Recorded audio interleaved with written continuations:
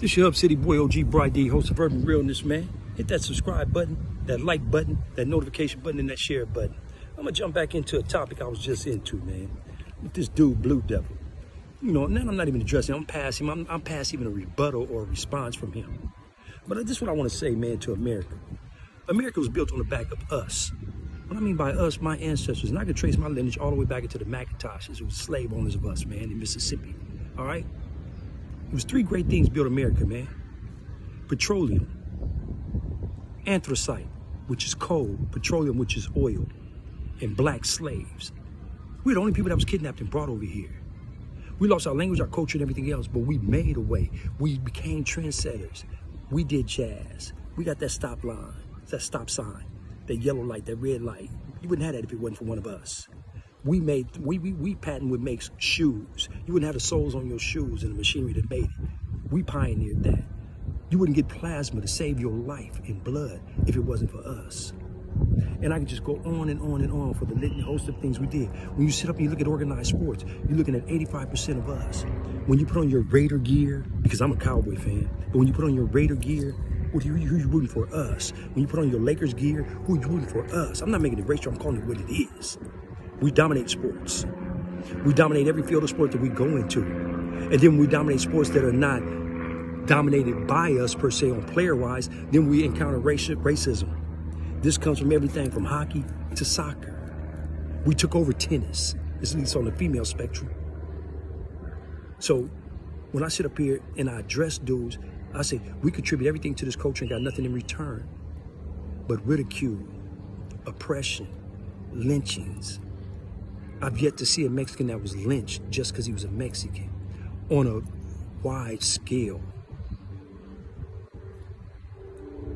So when I sit up here now and I'm thinking about it and I'm running through my head, how many Mexicans were lynched? Yes, they've been oppressed. That's why I respect the Norteños, because Norteños understand that they were being oppressed. This is why I respect the brothers down in Texas, because they realized they were being oppressed.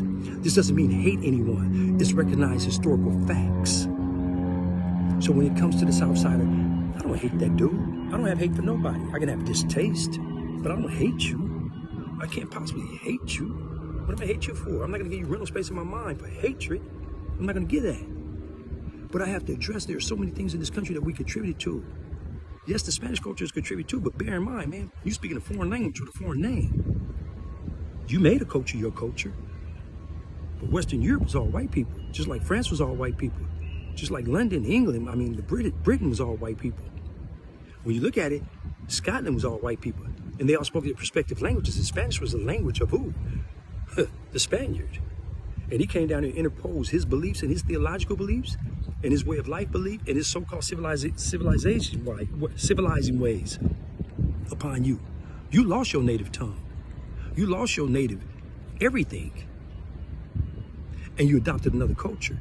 Just like when we were kidnapped from the motherland, we lost our culture and we were indoctrinated with another culture. But that European white guy who spoke English. So don't sit up here and tell me anything about being a black man in America and asking you, what have I done to you to make you hate me, man? But you sure love the Agony and Ecstasy. You sure love Marvin Gaye. You sure love Brenton Woods. I haven't found one my age yet who doesn't love Brenton Woods, Mary Wells, Marvin Gaye, Tammy Terrell, The Miracles, Smokey, Delphonics, Dramatics. Old Art LeBeau show, you listen to it every night. You don't hear no brothers calling in on there no more. If every oldie that you hear is a person that look like me, Blue Magic, a person that look like me, the Dales, a person that look like me. You know, so I'm just saying, you know, give me some kind of sign, girl. That's one of your favorites. I'm just saying.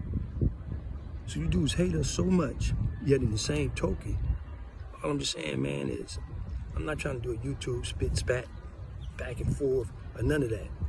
I'm just telling the truth, man, and I'm addressing the truth, man. And the truth of the matter is, man, read the thumbnail. Then make your own opinion. Because Blue Devil, I don't believe nothing to come out of your mouth, dude. You're not old enough to run your own program. You're not. And if one of them cats tell you, shut up, go sit in the corner, that's what you're gonna do.